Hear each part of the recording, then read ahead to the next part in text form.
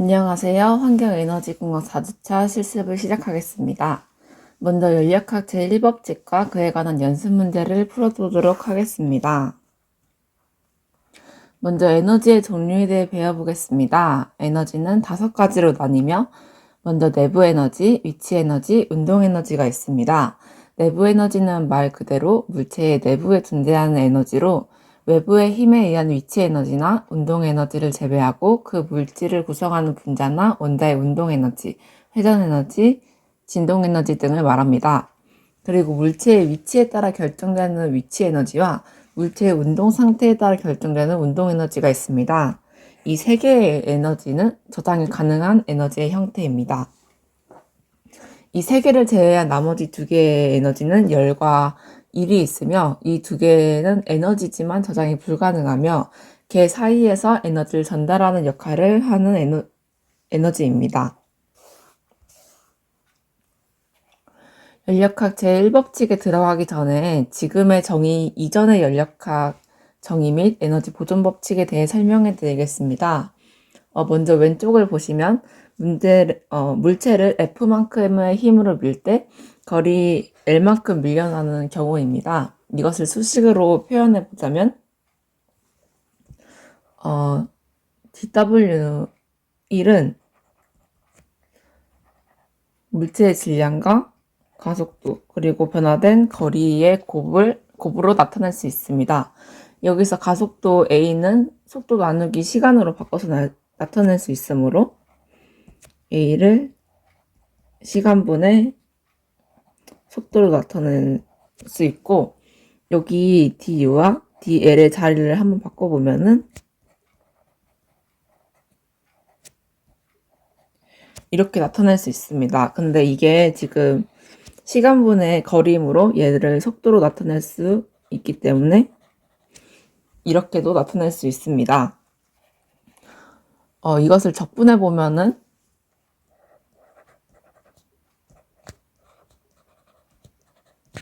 이렇게 나타났는데 지금 m이 그 속도 u에 대한 것과 무관함으로 상수로 빠져나가게 되면은 다음과 같이 나타날 수 있습니다. 그래서 얘를 적분시켜 보면은 w는 결국 mu2분의 u1 그리고 이렇게 되니까 얘는 2분의 u2의 제곱 u1의 제곱 이렇게 나타날 수 있는데 얘를 보면은 운동에너지 변화량과 같은 식이 나오는데 그래서 운동에너지 변화량은 가해준 1과 같다. 이렇게 첫 번째 정의를 내릴 수 있습니다. 그리고 다음 쪽 오른쪽을 보면은 Z1에 위치한 물체가 Z2로 위치가 변화할 때 가해진 1을 W라고 하면은 dW는 물체의 질량 곱하기 중력 가속도 그리고 위치의 변화량으로 나타낼 수 있습니다. 이걸 적분해 보면은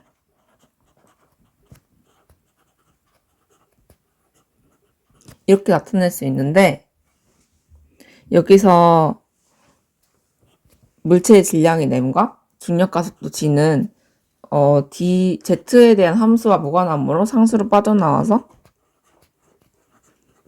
이렇게 나타낼 수 있죠. 그리고 얘를 적분을 해주면은 W는 물체의 질량 곱하기 중력 가속도 곱하기 위치의 변화량으로 나타낼 수 있습니다. 그래서 이 식은 결국 위치 에너지의 변화량으로 나타낼 수 있어서 가해준 일과 위치 에너지 변화량은 같다는 걸 알 수 있습니다. 이 1번과 2번 두 가지 사실을 통해서 과거의 사람들은 에너지와 일은 다른 개념이지만 운동, 위치 에너지의 변화량과 가해진 일이 같은 걸로 보아 연관성이 있다는 것을 깨달았습니다. 그래서 이거 에너지 보존 법칙을 만들었는데 위치 에너지의 변화량과 운동 에너지의 변화량의 합은 0이 된다는 사실을 밝혀냅니다. 다음 줄이 하나의 실험으로 새로운 사실을 밝혀내게 됩니다. 줄은 왼쪽과 같은 실험 장치를 고안해내는데 이렇게 단열 처리를 한 상자 안에 교반기를 넣고 물을 넣습니다. 교반기는 이렇게 얘가 추인데 추와 연결되어 있어서 추가 이렇게 내려가거나 올라가게 되면은 이 교반기가 움직이는 시스템을 가지고 있습니다. 실험 방법은 다음과 같습니다. 추를 떨어뜨리면 교반기가 돌아가면서 추가 가진 위치 에너지가 교반기의 운동 에너지로 전환됩니다. 축이 회전하면 교반기의 날개가 물을 잡게 되고 물과 날개의 마찰로 인해 열이 발생하게 되어 통 속의 물은 열을 얻어 온도가 상승하게 됩니다. 이 실험으로 인해서 위치 에너지가 열 에너지로 전환될 수 있다는 사실과 일과 열이 에너지의 한 형태로 서로 전환이 가능하다는 사실을 밝혀냅니다. 다음으로 엔탈피의 개념에 대해 보겠습니다. 엔탈피는 일정한 온도, 압력에서 물질이 가지는 에너지로 내부 에너지와 압력, 내부의 에너지와 압력 부피의 곱의 합으로 나타냅니다. 먼저 부피 변화가 없을 때 내부 에너지는 클로즈 시스템에서 열과 일의 합으로 나타낼 수 있습니다. 그래서 이렇게 나타낼 수 있는데 여기서 1은 마이너스 P 델타 V로 나타낼 수 있는데 여기서 델타 V가 0이잖아요. 그래서 얘가 0이 돼서 결국 Q만 남게 됩니다. 그래서 V가 0일 때, 부피 변화가 없을 때 Q는 델타 U와 동일한 값을 가집니다.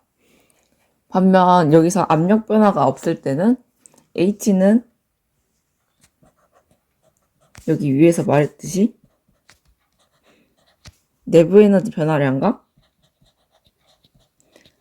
압력과 부피의 곱의 변화량으로 나타낼 수 있는데 여기서 PV를 풀어서 써보자면은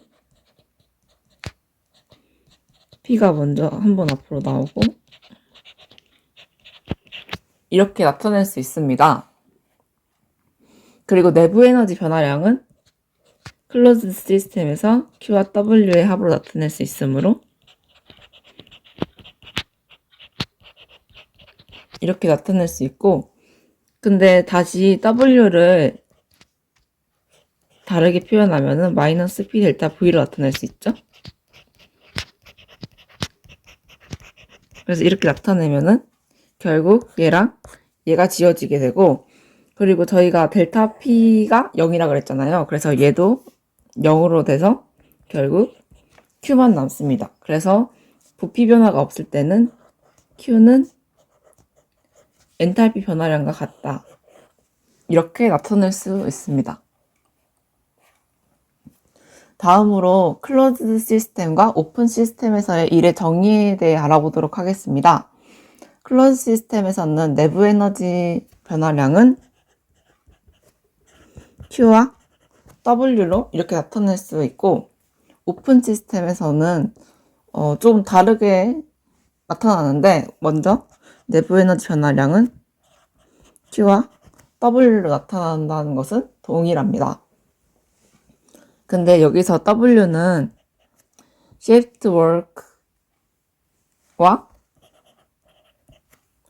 델타 PV를 뺀 값으로 나타낼 수 있는데 여기서 이 shift work가 뭐냐면 외계와 내계 사이를 이동하는 일의 형태로 펌프와 같은 기계를 통해서 개 내부와 에너지를 주고받는 형태의 일이라고 볼 수 있습니다. 다시 이 식으로 돌아와서 얘를 여기다가 대입을 해보면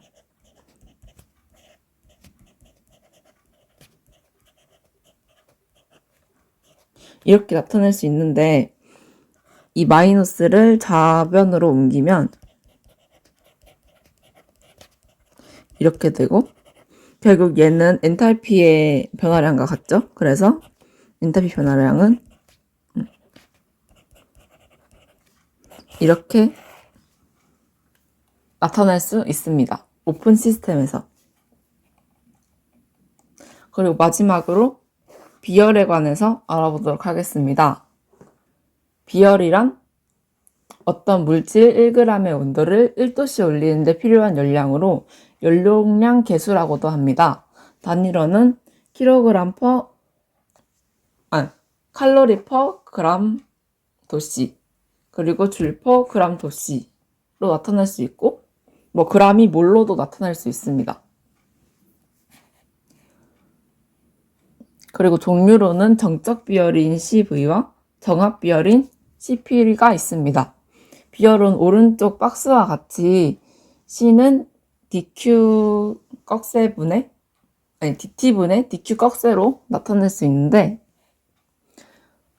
이 꺽쇠 표시는 Q가 칼로리 퍼 그램이나 칼로리 퍼 몰 이렇게 시간값을 가지기 때문에 꺽쇠 표시를 해준 겁니다. 먼저 이것도 부피가 일정할 때랑 압력이 일정할 때로 나눌 수 있는데, 먼저 부피가 일정할 때 최적이 동일하다는 의미의 정적 비열은 다음과 같이 나타낼 수 있습니다. 먼저 CV는 여기서 나타난 것과 같이 DT분의 DQ로 나타낼 수 있고, 근데 앞에서 dV가 0일 때 Q는 델타 U로 나타낼 수 있었잖아요. 그래서 Q를 U로 바꿔주면은 DT분의 DU 꺽쇠 표시가 됩니다. 그리고 이 DT를 좌변으로 옮겨준 다음에 적분을 하면은 다음과 같은 식이 나옵니다. 이때 지금 꺽쇠 표시가 아직 있잖아요. 그래서 이 꺽쇠 표시를 없애주기 위해서 지금은 칼로리 퍼 그램이 되어 있으니까 질량을 곱해주면은 얘는 칼로리가 남겠죠? 얘가 칼로리 퍼 몰이라면 여기다가 n을 이렇게 곱해준다면 얘도 칼로리가 남겠죠? 그래서 이 단위를 맞춰줘서 풀어주시면 됩니다. 압력 변화일 때도, 압력이 일정할 때도 동일합니다. 정합 비열은 DT분의 DQ 똑같이 나타낼 수 있으며, 압력이 일정할 때 Q는 델타 H로 할 수 있으므로 이렇게 써줄 수 있습니다. 얘도 적분을 하고 이 꺽쇠 표시를 없애주기 위해 m을 앞에 곱해주면 다음과 같은 식이 나타납니다. 여기까지가 이론 수업이고, 다음 동영상에는 연력학 제1법칙에 관한 문제에 대해 풀어보도록 하겠습니다.